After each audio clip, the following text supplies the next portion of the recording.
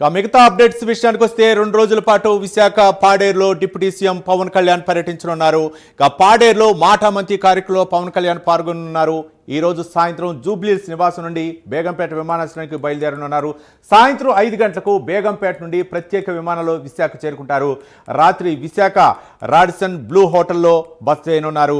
రేపు ఉదయం పాడేరు మండలం లగిసిపల్లికి బయలుదేరనున్నారు పవన్ కళ్యాణ్. పాడేరు ఓనూరు జంక్షన్ నుండి నందిగురువు వరకు కాలినడకన వెళ్లనున్నారు. నందిగురువులో స్థానికులతో నిర్వహించే మాటామంతి కార్యక్రమంలో పాల్గొనున్నారు డిప్యూటీ సీఎం పవన్ కళ్యాణ్.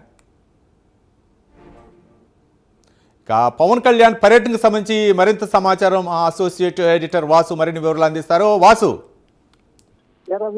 పవన్ కళ్యాణ్ తన వినూత్నంగా వ్యవస్థాపక దినోత్సవాన్ని గిరిజనుల మధ్య గడిపేందుకు నిర్ణయించుకున్నారు. అందులో భాగంగా రేపు పాడేరులో పర్యటించడం, పాడేరులో ఏర్పాటు చేసినటువంటి గిరిజన గ్రామాల్లో ఏర్పాటు చేసిన మాటా మంచి కార్యక్రమంలో పాల్గొంటారు. ఇవాళ సాయంత్రం 4:30 గంటలకి హైదరాబాద్ జూబ్లీ నివాసం నుండి బేగంపేట చేరుకుంటారు. 5 గంటలకి విశాఖ బయలుదేరతారు. విశాఖ బయలుదేరి 5:50 నిమిషాలకి విశాఖ ఎయిర్పోర్ట్ చేరుకుంటారు. ఇక్కడ నుంచి బయలుదేరి రాడిసన్ బ్లూ హోటల్ చేసి అక్కడ రాత్రి బస్ చేస్తారు. రేపు ఉదయం 9:30 విశాఖ విమానాశ్రయం నుండి హెలికాప్టర్ ద్వారా అల్లూరు సీతారామరాజు జిల్లా పాడేరు మండలం లగిసిపల్లిలో ఏర్పాటు చేసిన మాట మంచి కార్యక్రమం పాల్గొనేందుకు బయలుదేరి వెళ్తారు. అక్కడికి 9:50 చేరుకుని 10:30 గంటలకి ఓనూరు జంక్షన్ నుండి నందిగరువు వరకు కూడా ఖాళీ నడకన వెళ్తారు.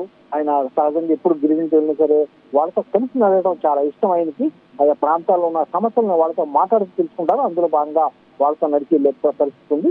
12 గంటలకు నందిగరువులో స్థానికులు నిర్వహించే మాట మంచి చాలా కీలకమైంది. మాట మంచి గిరిజనులతో వాళ్ళ సమస్యలు కష్ట సుఖాలు తెలిసినందుకు మాట మంచి కార్యక్రమం ఏర్పాటు చేశారు. ఈ కార్యక్రమం అంతా కూడా 2:15 హెలికాప్టర్ ద్వారా తిరిగి విశాఖ విమానాశ్రయం చేరుకుని సాయంత్రం 4 గంటలకి విమానాశ్రయం నుంచి హైదరాబాద్ బయలుదేరతారు.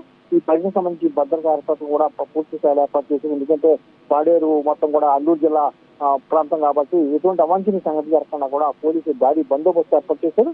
ఈ పర్యటన గతంలోనే పవన్ కళ్యాణ్ రావాల్సిన కొన్ని అనివార్య కారణాలు వాయిదా పడుతూ వచ్చింది. అదిను రేపు వ్యవస్థాపక దినోత్సవం కూడా ఎక్కడా కూడా సేవా కార్యక్రమాలతో జరుపుకోమని పిలుపునివ్వడం జరిగింది. అందులో భాగంగానే ఆయన కూడా అదే బాటలో గిరిజనులతో కలిసి సేవా కార్యక్రమం పాల్గొనే విధంగా ప్రణాళిక సిద్ధం చేస్తున్నారు. అందులో భాగంగానే ఇవాళ సాయంత్రం అయితే పవన్ కళ్యాణ్ వస్తారు. రేపు సాయంత్రం తిరిగి హైదరాబాద్ వెళ్తారు. Right, thank you Vasu.